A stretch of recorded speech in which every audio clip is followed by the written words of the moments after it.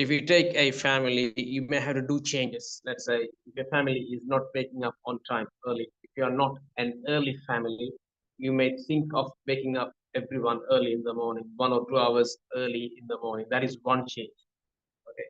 If your family is suffering from some disease, if your family have some genetically transferable disease like diabetes or some other diseases, uh, if you want to develop some discipline for it to do some changes in your food consumption behavior, because everyone is suffering from diabetes, and the youngsters also, they are likely to get, because it can be passed on genetically to them as well. So that you need some discipline in your food. So you may need some changes. You may eat a lot of rice, carbohydrate. You may need some change this time. Instead of carbohydrate, you increase the amount of vegetable you eat and you reduce the amount of rice instead. So this is a change. And if you introduce this is a change. So waking up early in the morning is a change. Changing your food is another change. And then you may take your family for jogging, maybe half an hour a day. This is another change. Okay. And going to bed early, that is another change. So there are 4 changes I have discussed, and you might have another 10, 15 changes that you need to do. Okay, so this is multiple change, or these are multiple changes that we need. We may need changes in our lives. We may need changes in our university to improve your studies. In your assignments, you don't study multiple changes. If you study multiple change, it is one university, but multiple cases, multiple changes there. It is too much for you. You can't write the answer. So one university, because it's a case study. You're studying about one university. You're not studying this for multiple universities, or a common thing for any university or every university around. You study this for one university, and you study one case, one problem, one change. Okay, so that is what it means. So let me write that for you. Let me mark it here, highlight it here. An area, so one change, and it is a case study. It's a case study. So case study means one university. So one area, one university. Right. Now the next thing is about this. You will write a case study to summarize the justification of the change. The meaning of justification is this: you may want to change your food consumption behavior in your family. You may want to bring more vegetable, and you may want to cut the food down, the carbohydrate down. This is a change. And if you bring this about, your family would ask you why. Okay, you have to justify why you want this change, because this change may be expensive to you. Change may be a failure to you. Any change that you implement, any change that you want to bring about, it will cost you loads of money, loads of time, loads of emotions. It will bring in loads of disagreements and problems. You may fall apart. You may say, I want more rice. And your family members say, no rice for you, only this much of rice, but eat lots of vegetable. You experience this at home, right? I have it, kids. When I want them to eat a lot of vegetable, there's always a fight. Okay, so we promise them something. If you eat this vegetable, we do this for you instead. That is how we promote, because they don't like too much of vegetable. If it is meat or chicken, yes, but no vegetable. So if you want to bring in this change, there's always a question why. Why should I do this? I'm okay with what I'm eating. Why do you want me to eat more vegetable and cut the rice down? So you have to justify. If you don't do this, you will be obese. You will have lots of carbohydrate that will lead to lots of sugar in your blood, and you become diabetic. You become diabetic early. It will make lots of problems. It is a silent killer. It will cost your life and so on. So you have to justify why you want this change for. The same thing, if you want to bring in some change in a university, definitely you have to justify why. Because there's a question always. This is a costly thing. Okay, we need to have loads of learning anxiety. You have to spend a lot of money training people. You may have to spend a lot of money in your technology, your technological infrastructure. You have to bring in devices, internet trainers, other companies to help you with. Right, so much of sick days, so much of new recruitments. You have to bring in new people to do certain works there as well. So costly. Why do you want it? So you have to justify why. That is again part of your assignment. Okay, so you have to do this. for one university about one change, and you have to justify why you want this change for. Okay, so that is the proposal you write. That is the proposal you write. Okay, and you have to make some implementation of your change as well, meaning you give us a proposal that we're going to do these kind of changes. This is the whole thing. This is the whole change. We're going to introduce LMS, but we have to do one by one. We have to install the LMS first, and we have to teach everyone how to install that, how to install the app in the phone, and how to upload the assignments, how to mark it, how to download, and everything one by one. So you have to implement this one by one. That's about taking action. After you do this, you have to evaluate your change as well, because when you do some change, if you don't evaluate, you don't know what's happening about the progress. Right? For example, if you introduce some different behavior in your food consumption, you may say your family you have to eat half vegetables now, half rice. Earlier, you eat two-thirds of rice, one-third vegetable in your plate.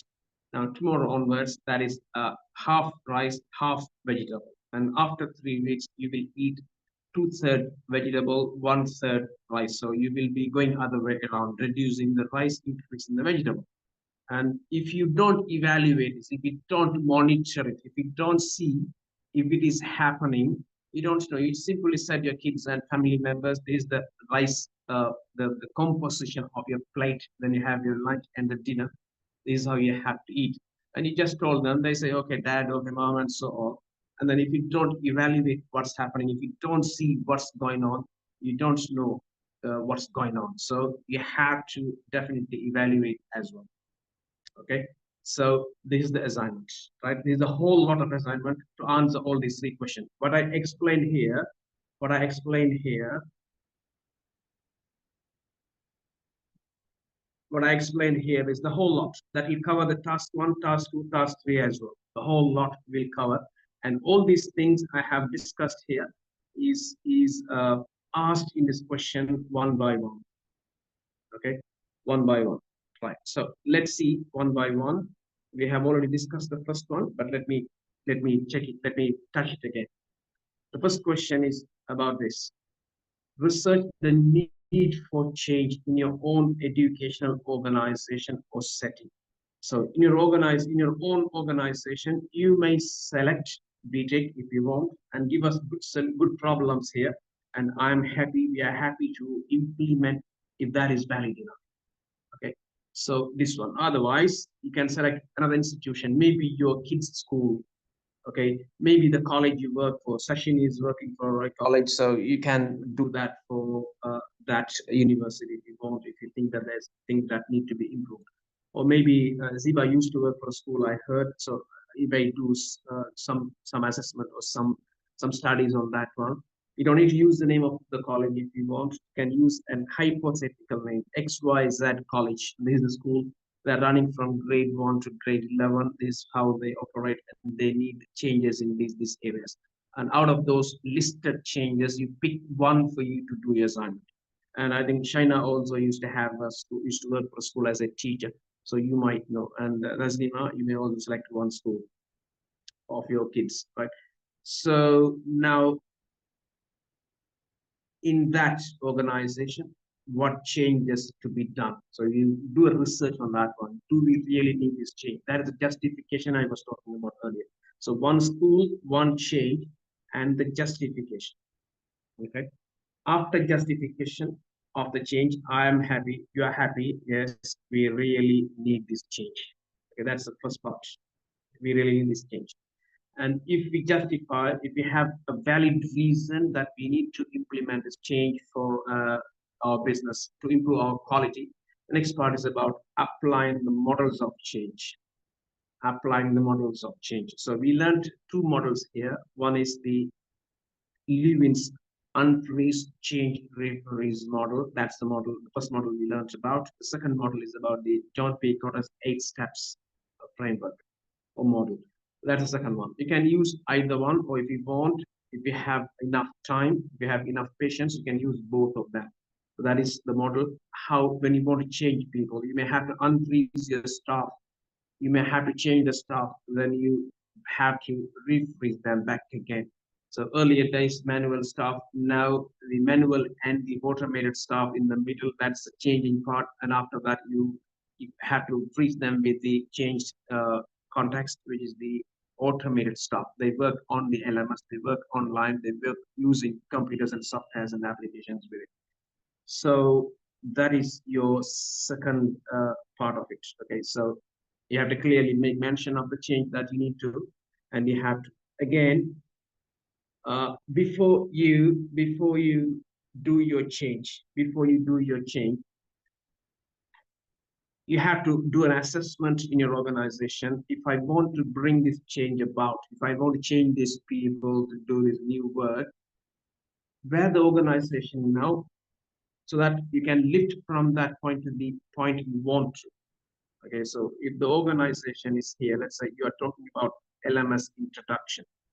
If it is LMS introduction, you need to study about the level of your IT literacy. How good are they? How fast are they? How capable are they in terms of the usage of keyboard, phones, iPad, tabs, and so on? How are they okay with it? Can they do the work online?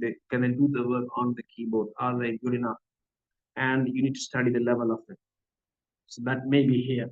And you want them to be here to do the work, because LMS, you need too much of work on the computer. You have to be fast enough there. If your students are faster, if your staffs are not faster, that will make a problem, because students will get undermined. They will say, my lecturer doesn't know anything about IT. If he has any IT issues, I go and sort that out for him. He doesn't know anything about IT.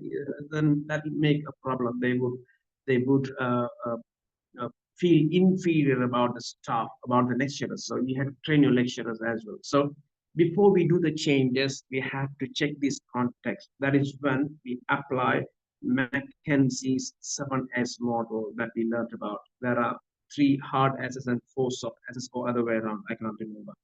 Okay. So you have to study about skill level, the staff, the mindset, and so on. There are 7 S's we have to study about. So that is what the assessment of your organization. Is this organization good enough to do, or what sort of work we need? If you find out the skill level of IT is low, the first thing you do is to teach them some computer literacy, computer training, IT training, using computers, keyboards, and mouse, and the rest of it. So you teach that first.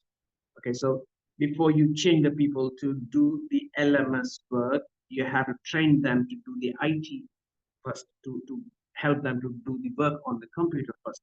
Then they know everything. After that, you tell them, okay, you know how to use computer. Now let's use LMS on the computer, and we do assignment marking on that, teaching on that, meeting students on that, and the rest of it. Okay, so we have to look into that part. That is why you need to apply all these three models. What is it?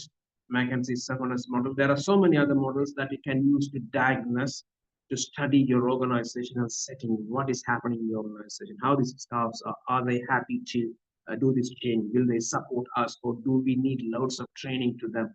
Do we need to bring in more staff? How much of training we need to give them? All those sort of things can be assessed using Mackenzie's 7S. Okay, so that is one of the models. There are so many other models. You can use one of them or two of them as well if you want, but I suggested one that is yours. But there are so many.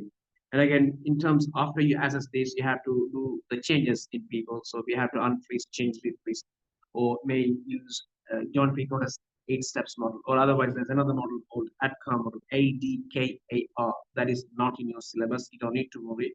But if you apply that instead of these two models, not a problem. We can still accept it. Okay, that is another tool. So Kurt Levin's unfreeze, change, refreeze is a tool. You can use it, or otherwise you can use John Picota's 8 steps. If not, instead you can use ADKAR as well. And there are so many other models also. Okay, so that is the other part of it. Right. So let's see. That is the second question, right? So the change that we need to do, and how do we going to do this part?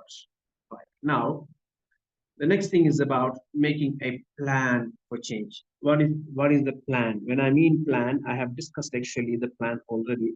You have to give me a plan. That in that plan, you have to give me an assessment that I discussed here. Okay, that's part of the plan. And again, you need to tell one by one, what do I need to do? If you want to do one thing, that thing is the combination of small little particles, right? Let's say if you want to travel from one part to the other, it is the whole plan. Your plan is to move from Sri Lanka to Canada. That's the plan. Okay. In that, you have lots of smaller particles. The first thing is about getting a qualification to apply as a student to study in Canada. So getting a qualification. That's the first piece of your learning. After getting a qualification, you may have to do some IELTS. That's the second part of it. You have to have an English proficiency test pass. So that is second. The third one is about getting the best assessment. You have to send the certificate to Canadian World Education Services. That body will assess your certificate and they'll give you yes or no. After that, you may have to apply for a university. So the university will assess your certificate and they'll give you the offer letter. When you get the offer letter, you have to make the payment. When you make the payment, they'll give you the final unconditional letter, and that letter is the one that you need to bring into the embassy to stamp your student visa. Meanwhile, you have to find your financial matters in the bank. You have to have some deposit and so on. So that money has to be shown to the embassy. When you get this, you get your visa done. When you get your visa done, you have to find an accommodation there from here, from your country. And then accommodation is yes. Then you find your ticket, find someone to pick you from the airport, and you take a flight. You go to Italy, take a transit, and from there you take a flight to Toronto or wherever the part of this country you need to go. So these are all pieces, the bits and pieces of this whole project. One thing is I am moving to Canada to study. That's a change. That's one thing that you need to do. But this is the combination of certain things. There are so many different little parts that put together, and you get the whole thing. Okay, so in your plan, you have to put these particles one by one. The initial first thing is about training some staff or getting the staff for a meeting and tell them that we going to introduce something called LMS. And I'm using example LMS because you know that you're using it now. That is why I'm using it, and it is for an example. There are so many, there are hundreds of changes you may suggest to us. Okay, so pick different one, not this one, right? So LMS. Now, when you have the LMS, you tell them that okay, we're going to use something like this. Look at the University of Manchester. Look at the University of Oxford. Look at the university. Look at the Harvard's, Stanford. Look at other universities. They're all using this. Look at the screenshot of them. Look at the YouTube of this. This is what they use. And meet students are meetings, lecturers online like this. It's easy for you. You can work at your own convenient time. If you want to have some meeting, you don't need to rush to university to meet them. He can be at home. You also can be at your convenient place, maybe university, maybe in a restaurant, maybe in a coffee shop, maybe at your home, wherever you are. Not a problem. You only need your iPhone or a phone or a MacBook or a device and some internet and speak to students. Look at this. So you communicate them the change. That's the first thing you do. Okay. So when you do this, these people may get the sense of urgency. They would say, okay, that's looking good. If I don't want to leave home early in the morning, when it's freezing in the morning, why should I go? So, okay, it sounds good. But that's the first thing you do. And after that, you may say, okay, that sounds good, but it has some requirements of learning. You have to learn certain things, how to install this and how to do this and so on. So you take it one by one. And if you put all this together, if you add one by one after the other in the right order, you get the end result. LMS installed. That LMS is used to teach. LMS is used to meet the students online, and you're done. That's change. Okay, so in your plan, you have to write all of it in language. Okay, you have in the order. Right, right. Now, the next part is about this one. Determine, in fact, yeah, determine the potential impact. Potential. What is the meaning of potential? Potential means possibility. It is not sure, but you potentially expect. Okay, you may expect something to happen. Potential customer means he is there, someone he wants to buy. He didn't buy anything for us, but we believe he's going to buy. He has the potential to buy. He has the capacity to make a decision to buy. That is potential. So impact of change is potential impact means it is likely to happen. That's the meaning. So in that case, what happens is when you do the change, you will have impact on the resources of your organization. Okay. What do you mean by resource? If you take an organization, if you take a family even, you have resources. Okay. What are they? These resources are categorized into mainly three, some others they categorize that into four. Okay. What is the first one? First one, or one of them, the main one is the human resource. In your family, your father, or in your family, your husband, in your family, maybe you are a human resource. You make money for your family. Okay. If you take a family, the father, he goes in the morning to his office or to the marketplace. He does some business. He brings some money in the evening, or he goes to the office, does some work, and get the salary at the end of the month. So that is the resource. It is earning money for you. He's doing some work for you. He's earning for your family. It's a resource. If we take an organization, lecturers are resources. They produce things. Okay, they produce education, they produce assignments, they produce results to the students. That is what we sell in a university. What do we sell? We sell qualifications, we sell uh, teaching, knowledge, skills. That's what. So that is a resource. So human is a resource. That's why we call human resource. And again, let me teach you one thing while I'm here. When I mean resource, resource is having a definition that it never grows. If you take petroleum, petroleum is a resource, okay, that never grows. Whatever you have, if you get use of it, if you use all of it, that runs out, finishes, diminishes, it disappears. Okay, so resource doesn't grow. Okay, but financial resource, it has an opportunity to grow. Okay, that is why we call finance as capital. Capital means something that grows. Resource means something when you use it that diminishes, that reduces. That is resource. So for human resource, these days we use a modern word, human capital. Okay, if you have a family, if you have your partner, or if you have your dad, if he is getting better daily, he is growing. Okay, if his earning is getting better, if his earning is increasing, he is a capital, not a resource. If it is a resource, he is declining. If he's a capital, he is growing. Okay, so I wish all of you are capitals for your family, not a resource. Resource means when you get use of yourself, you diminish, you decline. When you get old, you decline. That is not true. When you get old, you get more experience. You may do much more than what you could do when you are young. If you are 25 years of age, you can run a business. You can work for a business. If you are 35 years, you can run a business on your own. That may make multiple times of the salary you used to make when you were 25, meaning 35 years is added on with the expertise, experience. Okay. If you're 45 years, you can set that same earning within 1 year. It's even shorter because you've got 10 years more experienced. So the experience grows. When you put on age, that means you are growing. Okay. So human capital, that is a resource, right? The next part is the financial resource. I use the word financial capital because finance, if you have 10,000 sterlings, if you put that into one business, that may make in the 200 or 20,000 or 2,000 sterlings on top of it. That is your return on investment. That is your, that is growing. That is resource, or otherwise capital, I would say.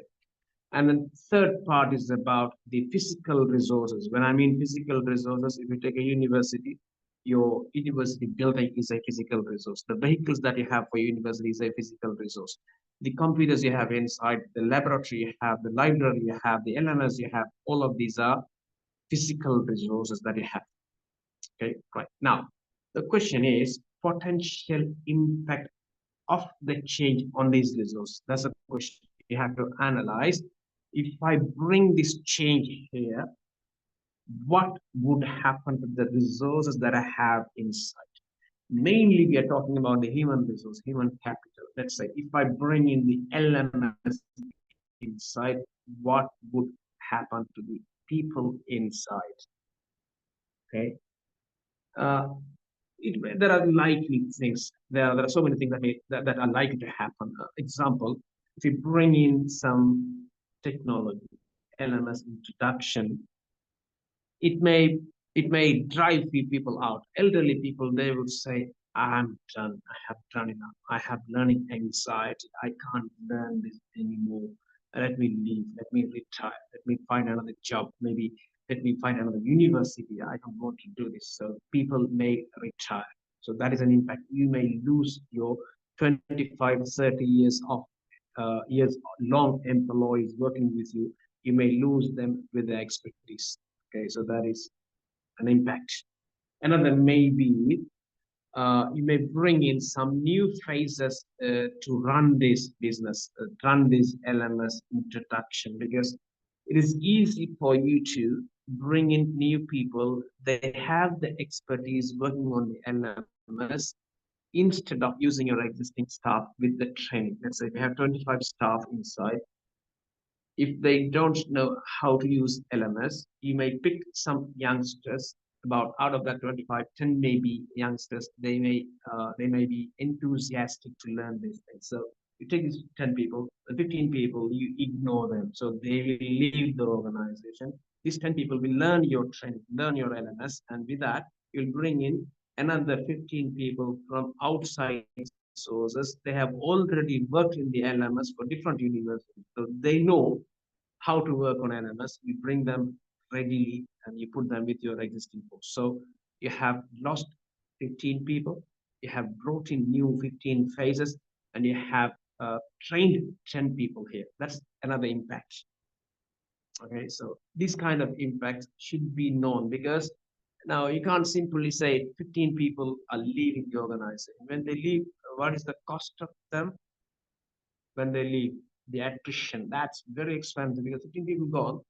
When they go, about 10 people, you may have to pay them the gratuity, because they worked more than 5 years and you have to pay them a lot. Okay.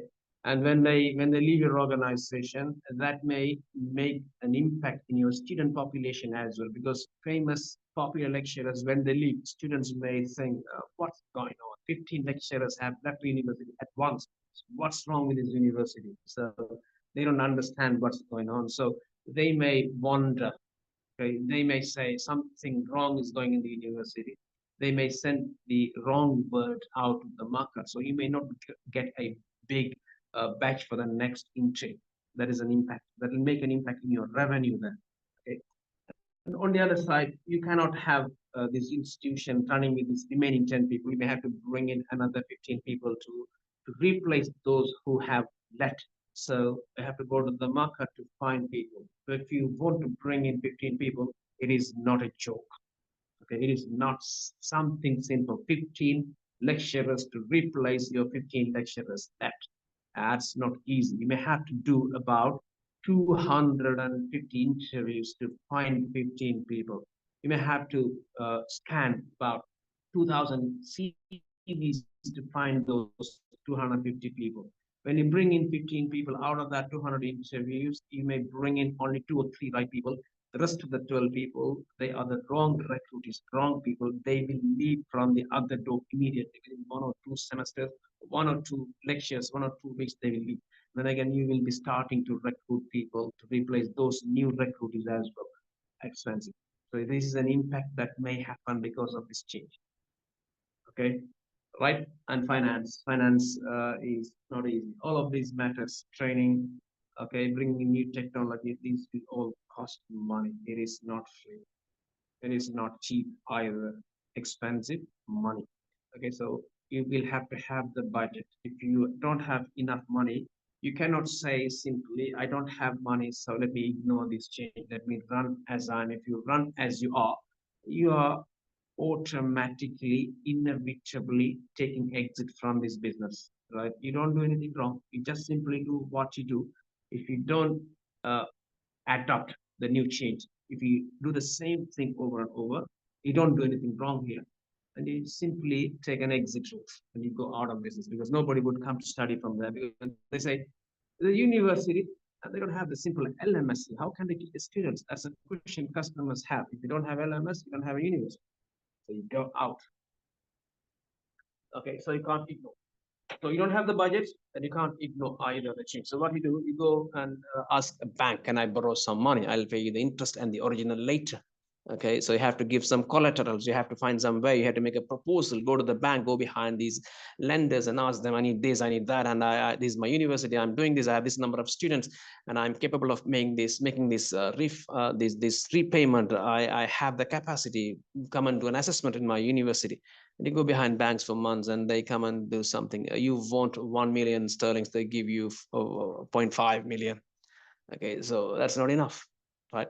Maybe you may go behind some other the private investors and tell them that invest some money here, I want to introduce some LMS and I'll give you some profit out of this business. So you are diluting your profit now to some others. There's an impact here. Okay, you can't have the profit with you all the times.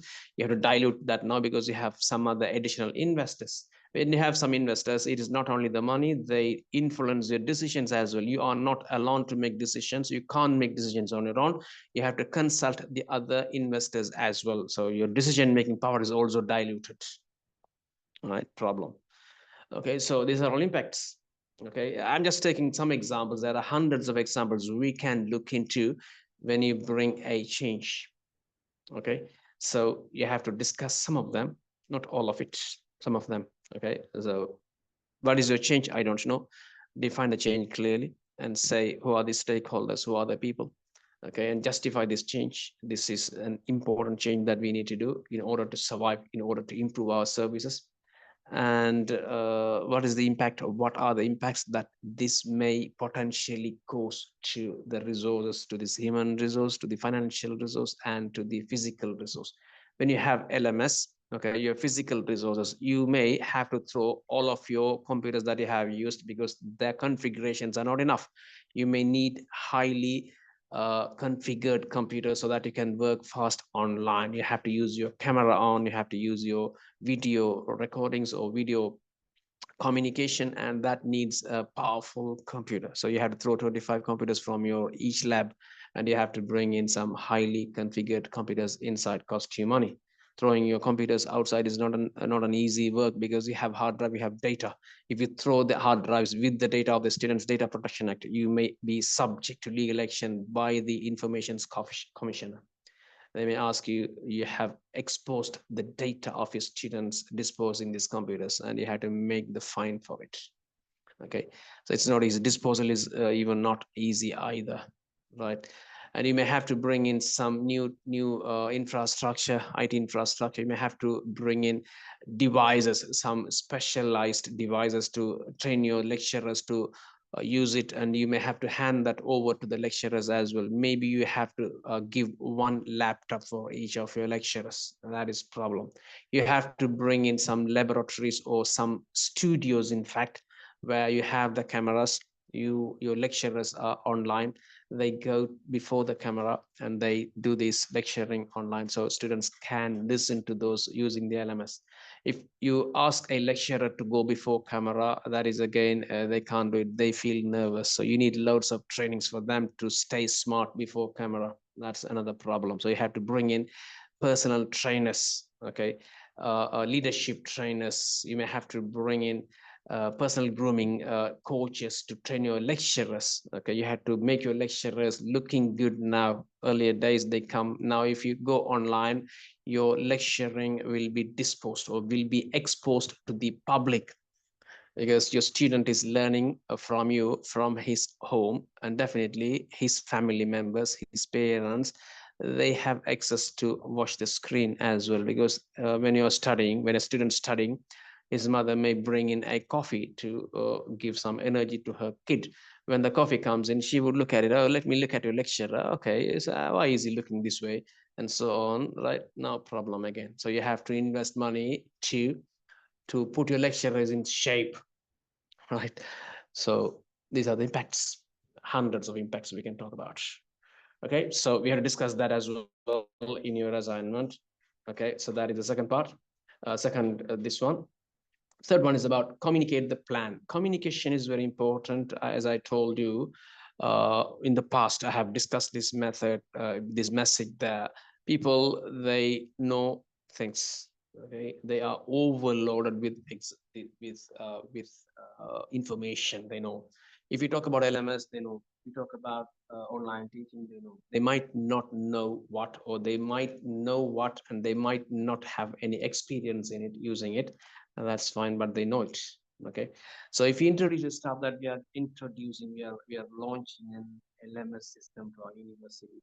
That's fine. If we say today, tomorrow they'll forget it. They know, but they need reminders.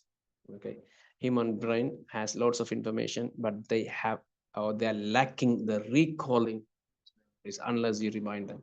So you have to remind. Why do you do, or how do you do reminders? You always communicate your message repeatedly in multiple platforms. You may send them a WhatsApp, you may send them an email, make some notice, you may display some videos in the front of your reception table. Okay, you may make meetings, you may call them for meetings in your boardroom and tell them this is what it's happening. So remind them.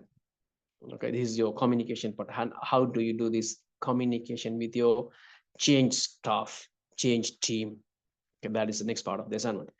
The third part is about the implementing the change. What do you mean by that? The plan and the implementation, two different things. Okay, the plan and the implementation. Let me explain the difference between these two. Plan means the discussion of each stage, each phase of your change. Okay, each phase or each particle of it. That is the plan. The implementation is about the order of your action. Okay, let me take an example to understand this. Let's say you want to cook some curry. Okay, so what are the ingredients you want? You want some chicken, you want some chili, you want some masala powder, you want some onion, you want some garlic, some ginger, okay, some water, some salt. Okay, so your plan is to add all of these together, right? You cut your chicken first, okay, keep it ready. Cut your onion later, you keep it ready. Cut the rest of it ready. Okay. Okay, so putting everything together is going to give you the curry. Okay, your plan is to do all of these things. You may put them in an order. Which one do you do right first in your plan? I don't know. You have a way. But when you take action to compose this, put all of them together, you have an order. You never put the chicken in the pot straight away. Chicken comes later. You may put some oil, then you put the other thing, I don't know, right? You have things to put, you put that. After that, you cook it for a while, and after some times you may put the onion, and then you may put some water, and then the chicken, and so you have a different order. Okay, so the way you write how to cook chicken curry, you have a plan. This is what we do, but the composition have different order. That is the implementation part. So when you have a plan, this is what it happens, and the implementation is one by one. I do this. Okay, after I see the result, after I feel the smell of these masala in my curry pot, I add some water. When the water boils, when the water is hot, I put the chicken inside. Okay, and after that I may add some chili later, chili powder later, things like that. I don't know how to cook. Okay, I know, but I can't remember. Right. Okay. So this is the plan. Sometimes the plan and the implementation may be in the same order as well. I don't know. It depends on the change you want to bring in. Right. So that is your second part of assignment. Right. And hopefully I'll be discussing about the third part later because it's too early now. I did not touch that part. Okay. And for this task two, I will be having a session in the next class using the PowerPoint slides to tell you some examples on it. I've just shown you the assignment only now. And in the next session, I'll be discussing it uh, with an example using the PowerPoint slides one by one. So that is it. Now you can start working on your assignment. Before you start your assignment, please get confirmation from us or from me or from maybe Dr. Sunil about the assignment you want to do, about the change you want to do. Because if you don't get consultation about the change you want to write for your university, the change you are writing may be too big to write. Okay, so that is difficult for you to complete. We have to complete this assignment within 1 or 2 weeks time, writing about 4,500 words. So it will be difficult for you to write if the change is too big. So if you say this is what I want, right, we may look into it. If it's too big, we'll narrow it down. Okay.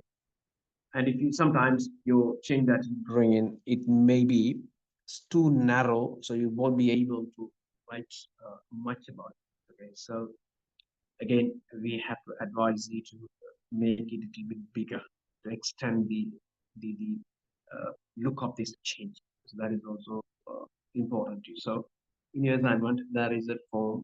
Fill that form and send it to us, saying what sort of change you want to write. Then we will cover it. We have an idea about it. We will give you some consultation. Instead, if you don't understand what to write, please call me, and we can have a discussion verbally on the WhatsApp. If you are living overseas or maybe local, you can call me. So I'll tell you. We can have a discussion about what you want. Okay, or maybe we can have a Zoom meeting as well to confirm your case studies and the change, and we can finish it. Okay.